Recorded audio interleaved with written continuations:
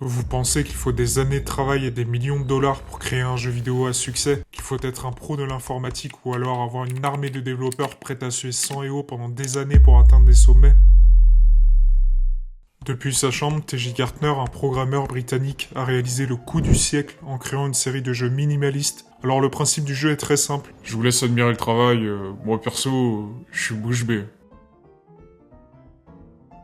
Alors voilà, le jeu consiste juste à caresser un chien, mais virtuellement. Alors ouais, pourquoi pas, mais le jeu coûte quand même environ 3 €. On pourrait penser que ça en rebute plus d'un, mais pas du tout. Téléchargé plus de 11 000 fois sur PlayStation Store, des milliers de joueurs ont payé pour caresser des chiens. Pour ça, ils ont juste eu à appuyer sur un bouton X de la manette pour caresser l'animal, et c'est tout. Rien de spectaculaire. Et ouais, hein. Chacun son délire. Petite explication du jeu très rapide. Lorsque vous démarrez le jeu, une image de l'animal apparaît sur un fond bleu uni. À gauche de l'écran, le texte indique un nombre avec stroke qui augmente de 1 à chaque fois que vous appuyez sur le bouton X, ce qui provoque un bref clignotement de l'animal. Si tu caresses 25 fois l'animal, tu reçois un trophée de bronze. Si tu appuies 2000 fois sur le bouton, tu as carrément le trophée platine. Ici, la personne a gagné le platine en 7 minutes. Les joueurs peuvent donc accumuler beaucoup de trophées très rapidement. Après ce jeu, on aurait pu se dire, bah quand même, il va arrêter dans sa connerie. Mais pas du tout. Gartner va faire tous les animaux, chats, lapins, hamsters, serpents, poissons, il y en a pour tous les goûts. Il peut même caresser 9 animaux en même temps. Waouh, trop bien. On s'imaginait que le développeur allait quand même faire un effort, mais rien. Pas d'effet sonore, pas d'animation, pas de fioriture, rien. Juste une image libre de droit de Wikipédia, une sorte de bande-son qui tourne en boucle. Le hamster ne couine même pas quand on le caresse. Ouais, je sais. C'est décevant. Hein. Gartner dira qu'il a créé le premier jeu en 7 ou 8 heures, mais les suivants comme caresser le hamster par exemple auraient pris environ une demi-heure. Ouais, une demi-heure. Et c'est très rentable pour son créateur. Avec plus de 120 000 téléchargements à 3,85€ depuis 2021, le développeur a pu se faire la bagatelle de plus de 300 000 €. Donc c'est vrai qu'au final, le Gartner, il avait plutôt bien investi son temps.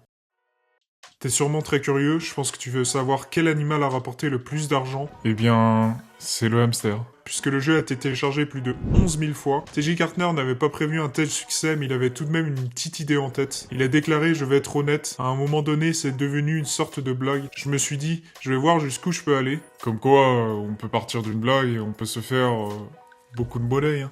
Alors c'est vrai qu'on connaissait les fast-food, mais voici désormais le fast gaming, un jeu bâclé en quelques minutes, mais susceptible de séduire dans le monde entier. Tout comme on empile des hamburgers en quelques secondes, certains développeurs créent des jeux en série en un minimum de temps, sans se soucier de la qualité. Autant vous dire que là, ça débite du hamburger. Mais attendez, au final, pourquoi ce jeu a marché? La réponse tient en un mot, trophée. On sait bien que personne n'achète les jeux Gartner pour l'aspect addictif. Ces récompenses virtuelles lancées par les fabricants de consoles au début des années 2000 ont rendu certains joueurs accros aux trophées qu'ils collectionnent et affichent fièrement sur leur profil. Vous l'avez compris, les jeux Gartner leur offrent un moyen facile et rapide d'augmenter leur nombre de trophées sans avoir à se creuser la tête ni à passer des heures devant l'écran. Ça joue pas pour le plaisir, mais pour les prix. Et Dieu sait que certains sont prêts à tout pour la gloire. Il existe aujourd'hui de nombreux jeux simples qui se sont révélés populaires tels que les jeux dits incrémentaux comme Cookie Clicker. Bon là c'est très simple aussi, il suffit juste de cliquer sur le cookie. Quand j'ai découvert ce jeu, j'étais j'étais en pension, frérot. Mais bordel, qu'est-ce qu'on était drogué sa mère. On était drogué, mec. À la différence de Cookie Clicker, les jeux Stroke sont principalement conçus pour plaire aux collectionneurs de succès et de trophées. C'est clairement la priorité aux récompenses virtuelles avant tout le reste. Une des raisons qui fait que ça a marché pour le créateur du jeu, c'est que le PlayStation Store regorge de jeux où il n'est pas facile de gagner des trophées rapidement. C'est ce qui a incité Gartner à apprendre le code principalement à partir de YouTube et à sauter dans le train pour gagner beaucoup d'argent.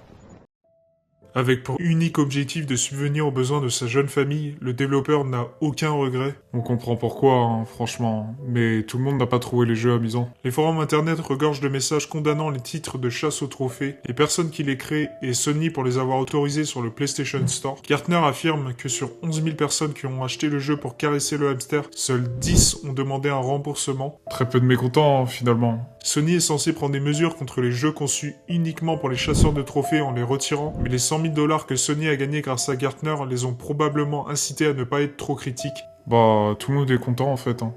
Tout va bien, hein. Donc voilà, si vous avez rien à foutre de votre vie, caressez un hamster 2000 fois, Sony sera content et vous rendrez un homme heureux. Comme quoi, au final, il n'y a pas besoin de faire des jeux de génie pour gagner sa vie. C'était l'histoire de Gartner, qui avec un simple jeu, a réussi le braquage du siècle.